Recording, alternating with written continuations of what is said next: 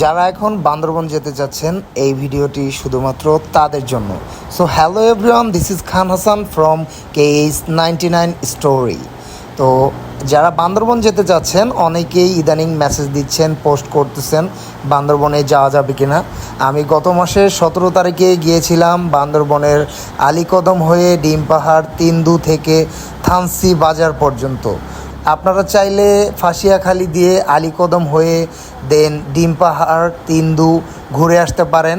চাইলে আপনারা থানসি বাজারেও যেতে পারবেন, কিন্তু থানসি বাজারে এখন থাকতে দিচ্ছে না। ওইখানে বান্দরবনের যেই সমস্যাটা চলতেছে ওইটা এখনও আছে।